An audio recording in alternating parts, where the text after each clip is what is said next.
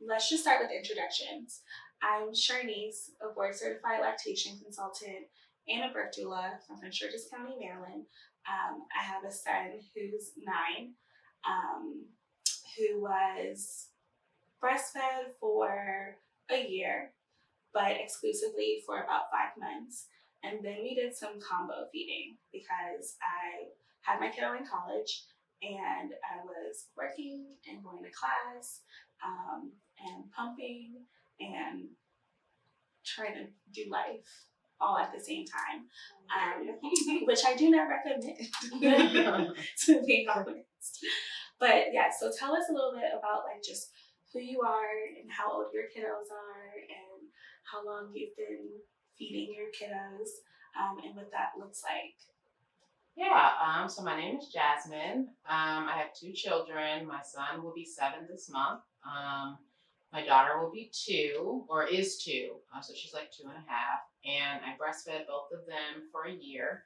With my son, I exclusively breastfed him, latched him all the time, never spent a moment away from him for about 11 months. Wow. And then that last month, it was like bottle, not as much. He didn't need breast milk as much.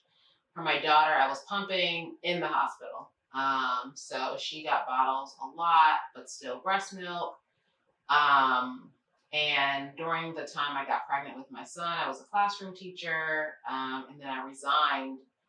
I was about 2 months pregnant when I resigned. And I did not go back to the classroom until my son was 1. And with my daughter, I worked every single day until my due date, which was April 11th. But she was 41 weeks and 6 days, so she came on April 24th. Wow. And I went back to work in the classroom when she was about 4 months. I lasted about 6 weeks before I realized I could not do this. So I resigned again in like November-ish. And then I didn't go back to work until August 2022. So she was about a year and a half. So yeah, that was my experience. I can't wait to hear what it's all about. Teachers are literally balancing the classroom and breastfeeding and pumping. Wow. Ooh. So I'm Brenda. I am a photographer and birth worker from Amaya Studios LLC. I have 3 kids. I have how old are they? I have an 11-year-old. I have a 6-year-old and a 4-year-old. And so adding up all the breastfeeding years, I breastfed for 7 years. So 3, and then 2 years. Right? And then sprinkle those pregnancy years. It's like, I'm just coming to like, what is my life now? But I'm also like, I've had my own business for a few years and like balancing being an entrepreneur and like also a homeschooling mom. I have a lot of things that I wish I would have done differently and have like just accepted with myself. So can't wait to chat more. So hi, my name is Heidi and I am a mom of 2 twin boys. I was a nursing student prior to getting pregnant. Right now I'm a stay-at-home mom because twins, of course. And I'm thinking of going back to school eventually, but the boys are still very small. So my breastfeeding journey went kind of like this. Since birth in the hospital, they start you out, they start pumping, trying to get your milk supply. I was just pumping for the first month of their life because they were in the NICU. They were in the NICU for 1.5. After the babies came home, I pumped and breastfed for, I want to say 3 weeks before I said, I'm done. And now I'm doing a combination of breast and bottle feeding because it's difficult with twins. I'm a stay-at-home mom. My partner is all the time at work, most of the time. So I'm with them during the whole day. So, it's hard. It was hard for me to keep up breastfeeding for the both and pumping day and night. So it was just a lot for me, for one person. And yeah, that's pretty much the story. A lot of times we're working really hard to kind of integrate infant feeding into, our everyday lives. I think sometimes people think of new parents and they're just like, oh, okay, so everyone kind of just halts everything in order to like take care of their kiddos and feed them. And the reality is, we just can't always do that. Right. The level of support for everyone is just very, very different. Can y'all talk to me a little bit about like the kind of support that you had during your infant feeding journeys? Like, who was kind of there to support you, whether it be at home or at work, or was there a lack of support? What did that feel like? So for me, being in the hospital for about a month and a half, my best friends were lactation consultants in the hospital, just because they were the ones who taught me how to place a pump, how to increase my supply, what to do in case it hurt, what's the correct size of the flange of the pump. So they taught me everything that I know about pumping and breastfeeding. They taught me positions, they taught me, okay, this is how they're supposed to latch. This is how it sounds, so you know that they're actually eating. So they were my best friends. At home, it was just my husband being there, washing the bottle pumps, the pump parts. I'm sorry. He was just great. He was great at, hey, it's your 2-hour mark. You need to pump. We wouldn't go anywhere without him being like, you're not gonna make it back for your 2-hour mark. You need to pump. He was keeping me on schedule. He was my supporter 100% once I left the hospital. Oh, that's really good. That's awesome. What about you I all? think I had different levels of support through every pregnancy. So I was 18 when I had my first daughter. She's 11 now. And I remember like feeling so lonely, and like I was by myself trying to figure out this whole breastfeeding thing, and also feeling like, I really had to do that. Like that was the one thing I really wanted to do and get through. But my partner, my husband at that time, he was wonderful and really supportive. During my second pregnancy, I felt like I really gathered more of like a community support and like really allow people in to support me, because that's like a thing you have to learn sometimes. And it felt much easier and much of a smoother ride. So That's good. and also like the third time was more of a breeze because of the community support. Yeah, that's awesome. So the first go round, as I was listening to your story, I was like, nobody. There was no one around. But my doula was amazing. She was with me at birth. She literally, I always tell people like she birthed my children. So she was there. She did all the postpartum support. She helped me make baby food. She came over. We were transitioning from one house to another, so it was very hard that first year. We moved out when my son was like 6 weeks, and we hadn't found a house, so we had to live with my husband's mother. So I was going back and forth to New Jersey where my parents live. So if we think about support, like I'm just thinking about like caring for my children, but there was a lot of support in regards to like just like in life during that time, because it was just a huge transition. That makes a big difference. Yeah. But I had postpartum depression then, so I was stuck with my son literally every waking hour we spent together. I didn't go to the grocery store without him. He slept next to me. He did not sleep in his own bed. He slept between me and my husband. My husband was always very supportive, though. He was obviously in the delivery room. But as first-time parents, like he just didn't know stuff. The same way I didn't know stuff. So I'll say that he was as supportive as he could been with his limited knowledge and understanding. And then for my daughter, my doula birthed her with me too. And she was amazing. Prior to, she came and tidied up my house. She cleaned out stuff for me. She made sure I was ready for the long journey of breastfeeding.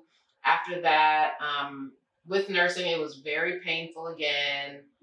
I wanted to quit. She bought the nipple shields over. She brought all the flanges. She did make sure the sizes were right. She checked in, sent pictures. This is what it should look like. If it doesn't look like, it shouldn't look like a lipstick.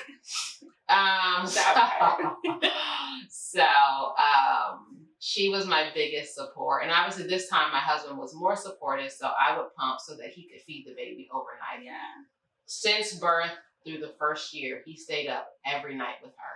Oh wow. Sleep is a non-negotiable for me. So what a difference from your first, Yes. who was The fact next to that you I all the could time, sleep right? and I was pumping, so I was able to go out and kiki with my friends. Yeah. I would be pumping while I was out, but you know, I had a tremendous amount of freedom I felt then.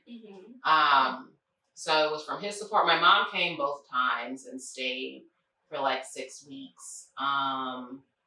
But then after, you know, the calls stopped and the mom stopped coming, it was still hard, but I'll say the second go round wasn't as hard as the first go round with, you know, the crying and the just, I literally don't know how I'm going to do this. Yeah.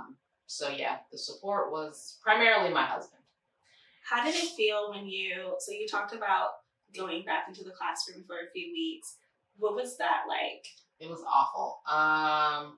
I mean, we all know that classroom teachers don't make enough money to do anything really. Definitely, so, yeah.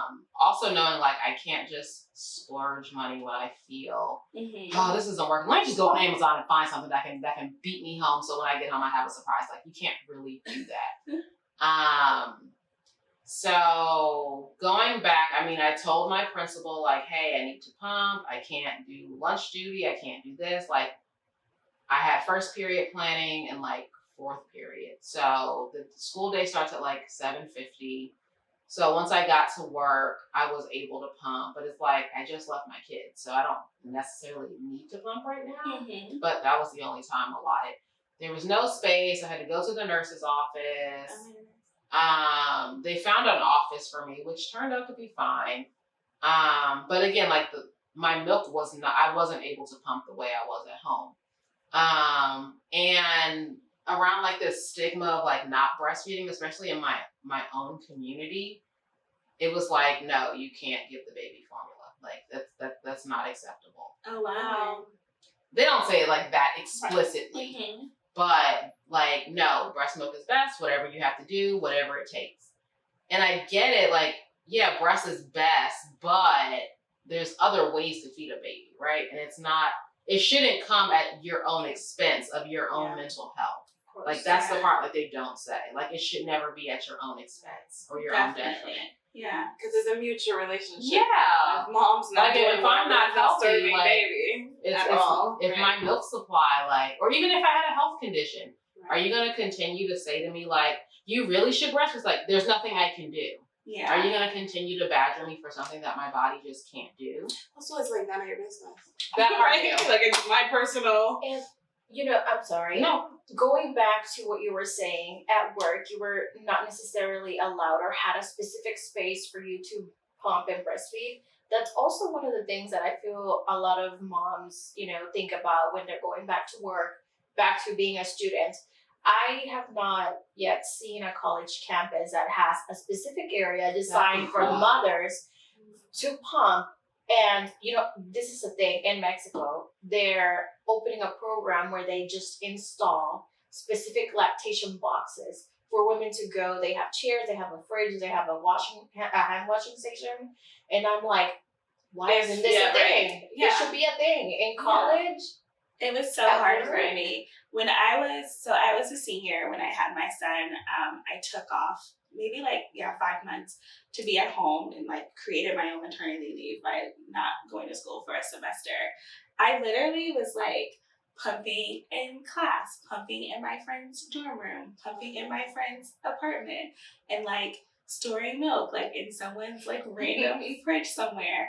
It was like so chaotic. Just some breast milk. Exactly, right. I also didn't really know who to ask, so I will say that. And so when I figured out who to ask, they were like, oh yeah, well you can go like to the hospital and there's a lactation room at the hospital because they had a hospital connected to the university.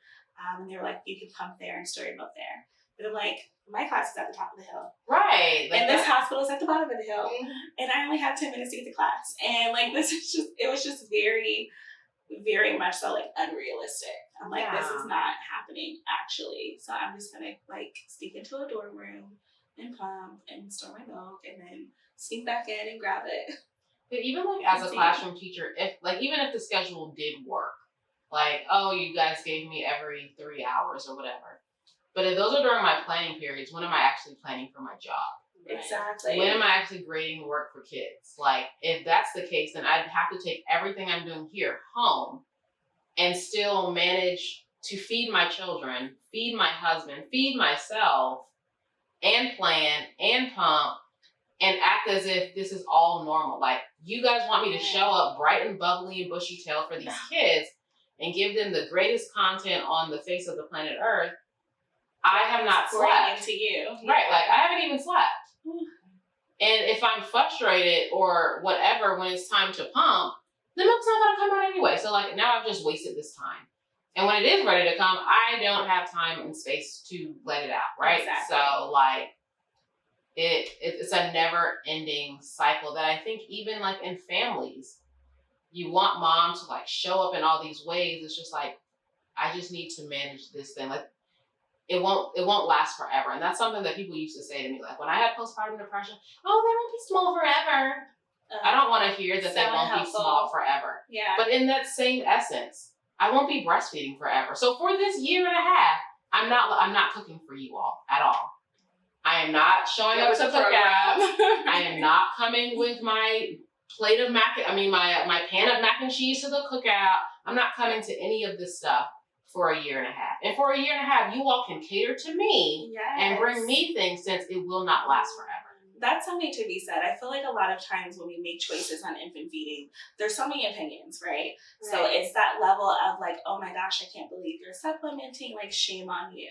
Yeah. But then it's there's not that are you supporting me? Are you doing things Well, for where's me? that Right? other Like, side? right. Like, where's the support to allow people to meet their Right. feeding goals if this is what the level of expectation is, which is why it's so hard, right? There are birthing people and like people who are feeding their kids in every single space, everywhere. Like, they're just everywhere. Like, we are everywhere. So it's really crazy that like in 2023 we still have an issue where it comes to catering to parents when we're all human. Yeah. Therefore, a lot of us are parents, and it's like, how do we like change that in a more efficient manner? When we think of support nowadays, what do you feel like would have happened differently in terms of the support that you all received during your time of infant feeding? I mean, you're kind of in the thick of it. Yes. So, okay, I grew up seeing women breastfeeding without sitting in a comfortable space like I did, Yeah. without having, a pillow for support. They were literally carrying the baby for 30 minutes to an hour, breastfeeding him and stopping. Everybody else was eating, let's say cookout. Everybody else was eating. Everybody else was having fun. And the mom who was over here with the baby, 30 minutes breastfeeding it, and nobody stopped to help. Nobody really stopped to, I could see her struggle. I was little at the time. And nobody, not one person, women, older women. Like, let me bring you a drink. Let me make want you to be comfortable. fed. Let me get you to be fed. Literally, just a chair, her carrying I mean, it. this is a society thing that we need to wake up a little bit and like support moms. It needs to a be lot more. addressed. Yeah. ASAP. Right. And, okay, so for me, Mexican culture is you breastfeed. You don't bottle feed. You don't pump. You breastfeed. So when it comes my time, my 10 I was like, twins, oh great. I'm not doing it. And I stopped listening to all the comments. They still I still hear them. Oh, you're bottle feeding them? Why aren't you breastfeeding them? I'm like, I'm not gonna say anything because I know how hard it is. And you're not here to support me. So I'll listen to you, but I won't respond. I'll just let you be, but I'll do my thing because Right. God knows only I know the struggle. Right. They're not here with me taking care of my twins. They are being fed. They're being both breastfed and bottle fed. They're happy. They're the happiest little boys I've seen. They do not cry. They're just happy, laughing all the time. So as long as they're happy and I'm happy, and for my mental health. Yeah, it's just something I'm not gonna fall into the pressure of, you need to do this because it's cultural. Yes, I understand my culture, but I think I need to better understand myself. I'm going to put myself first, because if I'm okay, then my kids will be okay. Yeah. Do you think it'll be different if like if there was family staying with you, or if there was just like other hands nearby to help like care for baby? Well, it would be totally different if my family was here because I think I would fall more into the pressure of you need to breastfeed. So I'm actually half glad that they're not here because it's like they would be judgmental about it. And I'm so happy for my postpartum doula. They are, it's a thing. Yeah. I didn't know postpartum doulas were a thing, and it needs to be a thing. It needs to be out there. Everybody needs to know about postpartum doulas. They are the best. Having time. Yes. They're great. With the increased demand of a person when they become a parent, of course, our entire lives are completely different. Our level of responsibility, having to be forward facing and be, part of a little human's end all be all. A lot of the things or the way that we were living beforehand, it just does not always work when you have kids in play. For example, being in school and then having a kid while being in school, I was like, oh, this is crazy. I have to be home and not at school anymore. And I couldn't handle a full-time school schedule. Even when entering the workforce after graduating, what I realized was this whole 9 to 5 situation, plus having a kid who's school aged, that was not working for me. As a single parent, it was just okay, how am I supposed to get my kid to school by 9 but be at work at 7? That don't work. Or how am I supposed to be here at 5 and pick up at 3? And I felt like it was just this never-ending cycle of not being able to spend time with my kid, but also wanting to be a really good, active, and engaged parent. And the balance for it was just non-existent. I had to kind of prioritize things a bit differently. So as you all are in your parenting journey, how has things changed? I know you're still in the thick of it, but how have things kind of changed a bit now that these kiddos have joined our lives? I mean, it's completely a whole different life. But I think overall, in the beginning, when I had only one, I had to make arrangements for. I think the best that we can do is really tailor things to ourselves and forget about all this messaging that we get, that we have to do it all, that we have to do things a certain way, because your lifestyle is definitely going to change. I mean, that's a lot more time added to your schedule. And then adding more kids to the mix too, it's very different. For me, I had to stop being on call for a little while, and then in between those feedings, I was writing back to emails, but really I had to be realistic with myself, I think, most of all, of my capacity, because for a while I pushed myself to the limit, and that took a toll on my mental health and gave me a lot of anxiety with my second baby, especially because I was trying to keep up. I mean, I think I went to a birth when he was 2 months old. Wow. Yeah. So I don't recommend that. But also society is not built for us to fit that in and really fit our babies in. So we're just doing the best that we can. Yeah. How about you? How has my life shifted since having kids? Especially just the scheduling of things. I know going through being an entrepreneur and trying to have more balance or more time. I think balance is a scam. It is. What is balance? It's really prioritizing, right? Yeah, I mean, this might sound bad, but I don't want to spend more time with my children than I already spend with That's them. so real. So when they're at school, now that it's summer, people are oh my God, we're doing mommy camp. No, my kids got to go to real camp. They cannot be here with me all day. Because I can't do it. I'm very clear about my capacity, and my capacity is met by 8:30 a.m. most days. So, I do think that. Should I stop? Yes. Okay. Hold the thought. Sorry. Somebody's we're tired. Recording.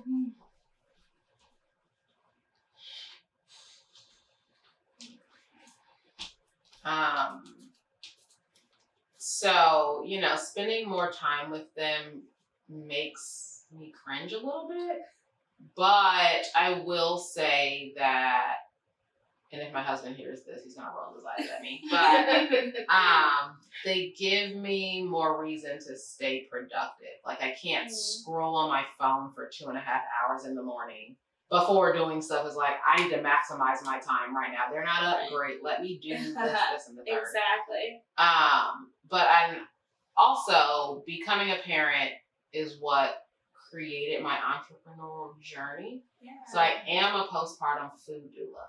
I didn't have anyone to make food for me, and that was the biggest support that would have changed everything. Oh my. No one cooked me food.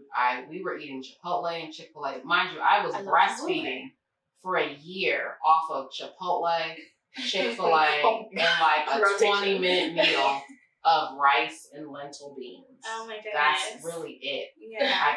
I love to cook. So I wasn't cooking anymore. I didn't have any energy. I think that was a part of the postpartum depression too. Like, I'm always hungry. Yeah. To this day, I am still always hungry. Yes. So I created a business to feed mamas, and that's what I do. Whether you're trying to get pregnant, currently pregnant, or in postpartum, which we know postpartum is for the rest of your life. Yeah. So for women who are about to go down this long life of mamaing. So they definitely gave me that. So I will say that that's what's changed. I realized that I can't be a classroom teacher anymore. If I ever go back to the classroom, I don't know why I would ever do that. But if I did, they would have to be at least 10 years old, both of them. And they're 4.5 years apart. So there's a long time before. Sorry to interrupt. No. What do you think could be done to like facilitate more time for breastfeeding? I mean, is that even an option when you think of As a like a teacher? regular schedule as a teacher? Yeah. I mean, I think so, but I think the answer I would give would ruffle like so many educational feathers. Like, women who are breastfeeding should be offered a more flexible schedule of teaching from home. We learned that learning can exist virtually. Does that work for every kid? No. But we know that it doesn't take 2 weeks to birth a baby. You've known for 10 months, or maybe not 10, but you've known for at least 5 or 6 months that I was going to be leaving. I was going on maternity leave. What systems can we put in place?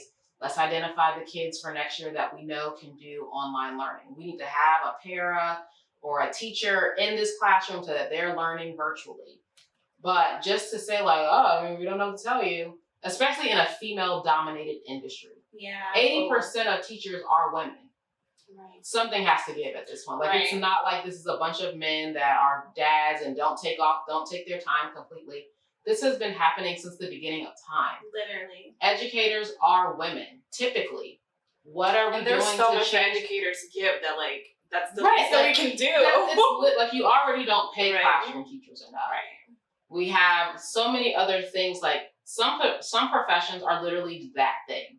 Like, I'm not a doctor, but I would assume as a doctor, you have to see patients, and you only operate within the scope of your degree. Yes. Teachers operate in things outside of their degree. Absolutely. I have to be a counselor. I have to be a dietitian. I have to bring you snacks. I have to have this posted and this on the wall. I have to be an artist. I have to be a dentist. I have to be a social worker.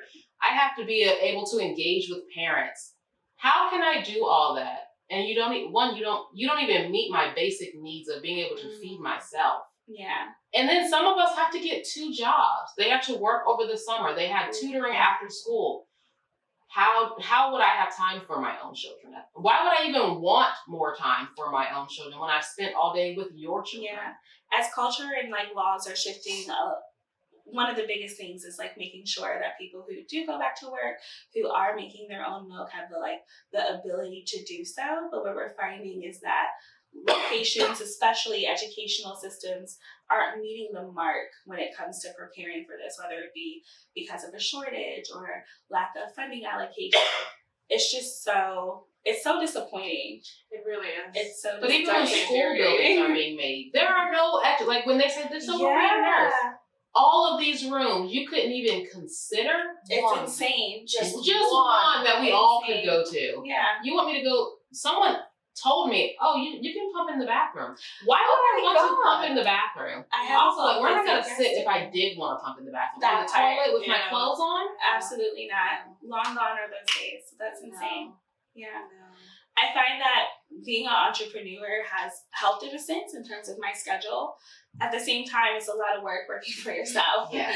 And so sometimes we think the solutions are the solutions, and then we get in the thick of it, and it's like, this is still hard. Right? This is still hard, and this is still like very, not necessarily stressful. My work is very fulfilling, but at the same time, it's just like we are always kind of battling what to prioritize more, and a lot of times ourselves or our kids get the shorter end of the stick, which should not be how life is. I definitely get the shorter end of the stick. Yeah. In every sense of the word. Mm. I find myself, okay, you all are entrepreneurs. I'm in 5 months with my babies, but I'm already in the mindset of, my husband had a couple weeks of leave. And when he was there and I was there and the boys were there, it was just amazing. And in my mind, I'm like, How do we I make need to this? do something. Yeah. How do I make this happen to where I don't have to work?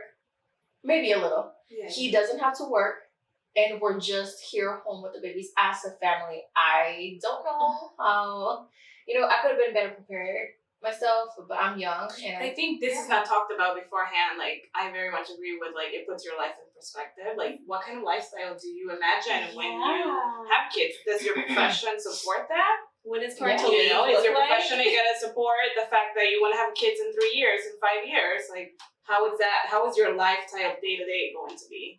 And it's definitely changed for me through every child. Like, I don't see myself working a 9 to 5 ever and it with changed. them. So Because I hear you about careers it, nowadays, you as a teacher, you guys as entrepreneurs, you don't find the right job where it's like, I can successfully meet my needs with my children and myself while still having a job, which is why many of us become, you guys, not me yet, become entrepreneurs, because we just want the time. And there's not enough space out there. There's not accommodations for us to be comfortable living the motherhood life along with our career. It's just not possible. You couldn't be a teacher and a mom because you couldn't breastfeed at the same time.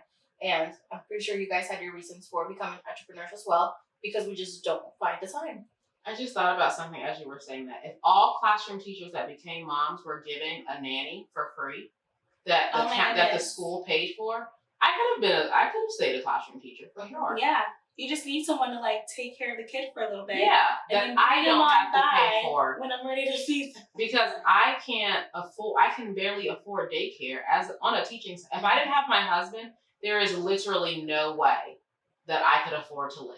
That's so Like sad. there's There's no so way. much And we live in that the Montgomery kids are County. doing. There is no way that I can own a home, take care of my kid, work a job, send them to daycare, and still like have access to life abundantly. There's no way. Which is such a shame. Oh my gosh, such a shame. And speaking of like the comfort of parenthood, I kind of want to switch a little bit. What was it like for you all in terms of support and comfort, feeding your children outside of your home, just like living life as we should be able to do in any space, and parenting in any space that we're in?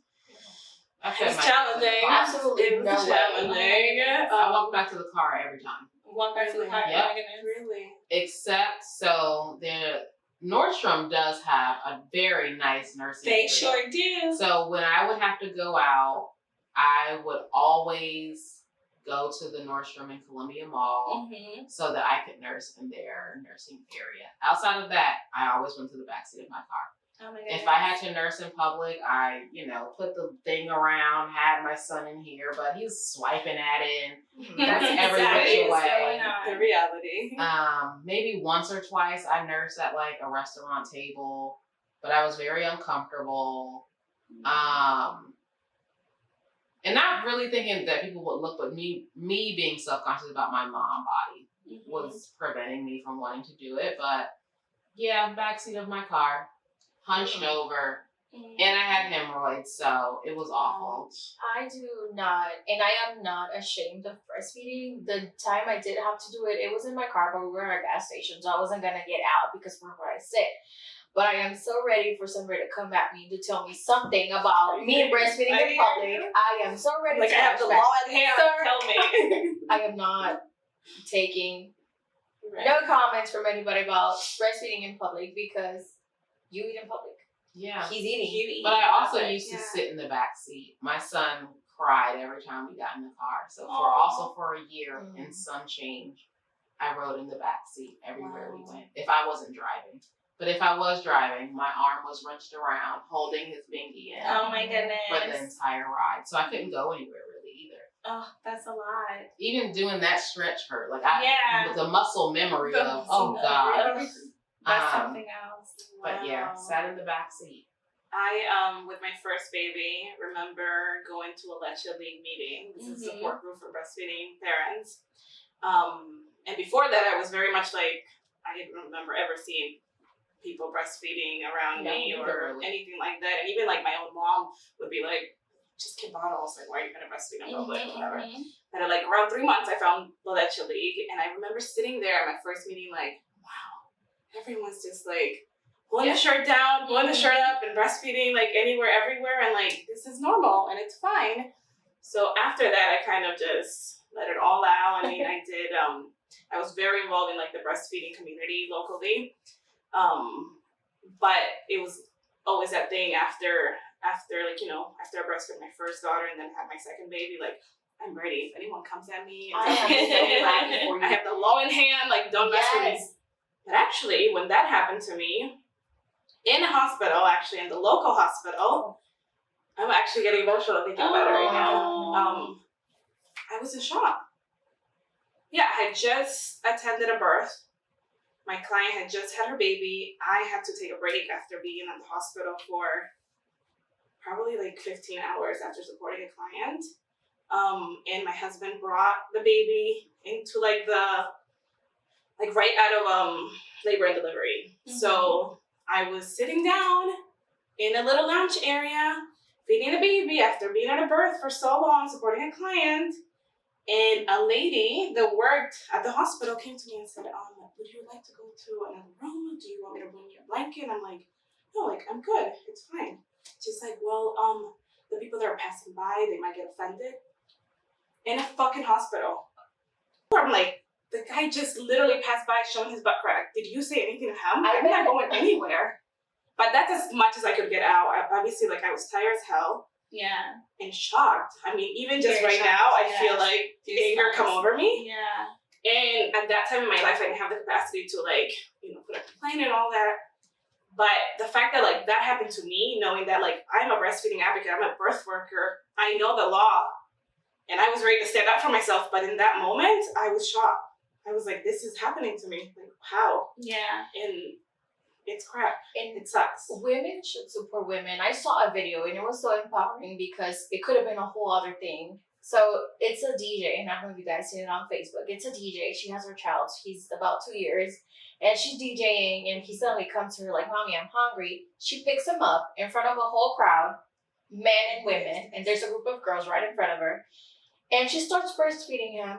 And the girls are like, woo! You know, they cheered her on. Could you imagine if they had done the opposite thing? Oh my goodness. Yeah. Women need to support women, not shame on them. And I'm so sad that that happened to you because it shouldn't. Right. And I bet nobody from the people that pass by give me a No complaint one about will it defend it. except her.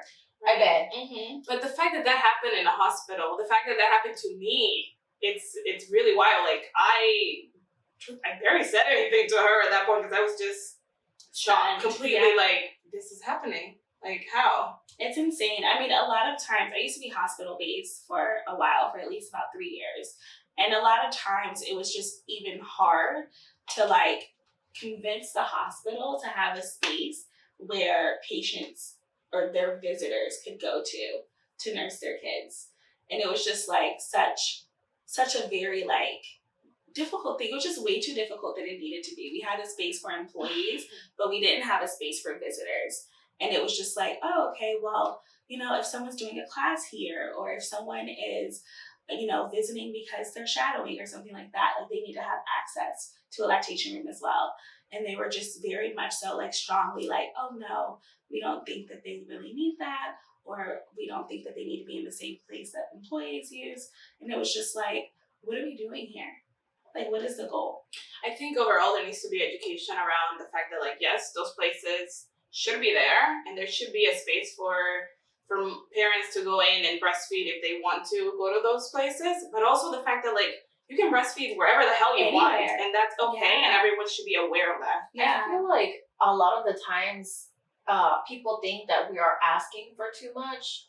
I don't think people ask for too much when they ask for public restrooms. I don't think breastfeeding women ask for too much to feed their child in a private space if they choose to, because they can totally feed in public. Mm-hmm. But just having that space and knowing it's there, if you want to pump, if you want to feed, if you just want to take a break with your child because God knows he's having a bad day, it should be there, and it's not too much to ask. I feel like a lot of times they're shamed for asking for this or whatever. You just wanna, you just wanna be pampered.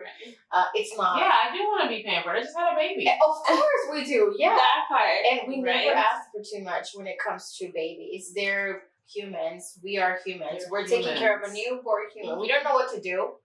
They just gave it to us. They said, "Here you go," and we're like, "Okay, thank you," and leave. It's like, we need it for our mental health, for our health overall, but we're not asking for too much for those spaces, honestly. And I think like to like bridge that, like in the beginning of the conversation, we're talking about like, are people shaming or are people supporting it? It's like, yeah, we breastfeed. That's what we do. Then why are we not creating spaces for people to breastfeed in this? Exactly. Like I think a lot of people are disturbed by this idea of formula feeding. Mm-hmm. But if you want more women, like, and this might actually be a women issue. Like everyone just wants women of childbearing ages to just be okay with the status quo. Like, don't complain about anything. Everything is great. Make do with what you can because all the women before you did the same thing. And it's like, they ain't do it like this. No, it's not quite that way. But also that made me think of an experience. I'm on my son's PTA. And we were having, I think, back to school night or orientation or something. And a mom literally sat outside on the curb, crisscross applesauce, nursing her baby. Didn't ask, like, is there a place? She just, my son is hungry. I'm just going to sit here. I'm like, oh, we can get you a room if you want one. And she was like, okay, cool. Like, I'm fine here, though. And I'm like, well, girl, if you're fine, I'm fine. Right. Yeah. But, like, the principal was like, oh, we do have, like, not saying you have to go, but we can create a room for you if you want. And I thought that was great to have a woman principal do that. But I wonder if anyone else would have thought, like, oh, we probably should have thought about having a space here. Yeah. Like, especially when you have elementary aged kids, like, they're not all of them are only children. Like, what can we do to accommodate parents? But I think that's also like a school thing. As an educator, we have to think, how can we get the most parents possible to come to back to school night, to come to orientation, to come to the things that your kids lead? You don't have food. You don't have other little kids cannot stay in a room and sit quietly. Like, that is just an unrealistic expectation. Yeah. So what can we do for families that have smaller children? And I think that would have been a great pilot to say, like, we also offer spaces for breastfeeding moms and moms of children under 3, to kind of make people feel the buy-in. Like, oh, wow, I was thought of. I was valued enough that you created something. And maybe this doesn't actually exist for anyone in the community anyway. But the fact that someone could see it and say, like, oh, wow, you thought about what I would want and I didn't have to ask you about it, changes the whole conversation of why we're all here. It's such a call to action. Like, it's such a good and intentional call to action where we just ask for people to, like, consider. Yeah. Like, consider parents, consider birthing people, consider people who are feeding their children, because we are in all spaces and we should feel, like, welcomed and thought about in those spaces versus all of this, like, exclusionary culture. consider without your own judgment. Yeah. Right? Exactly. Like, Yeah. yes, Even just- consider, give me the option. Ultimately, I'll decide for my own what works best for in that moment or just my lifestyle in general. Exactly. Like she said, just you thinking about me as a parent, you know, even just having like a babysitter for a bunch of kids. Like, can you imagine me with twin boys, small, me, my husband, I have to get them ready, I have to get me ready. If I had a toddler, I wouldn't be showing up anywhere without somebody helping me. I barely show up to the children's appointments because I have to, but not necessarily because I have the support for it. So if they Right. had, I don't know, a little bit of childcare in the doctor's office, so I wouldn't have to be worrying so much about, you know, children who have, mothers who have toddlers. Okay, you stay here, I'll take care of the new babies. Schools, you stay here, I'll go to the meeting gladly because I have support, but there's no support. Mm-hmm. So, you know, it's just something, like she said, a call to action to, hey, this is happening. Consider. It's not 1950, 1940, it's 2023, and you guys, you need to think about mothers. Not like in the past, not like the superhero who can do it all with a smile on Oh, their face, nothing, Right. but you as know, right? human beings. I think Honestly. that's what it is. Like Yeah. giving the human perspective. Like Yeah. we're not anything other than human.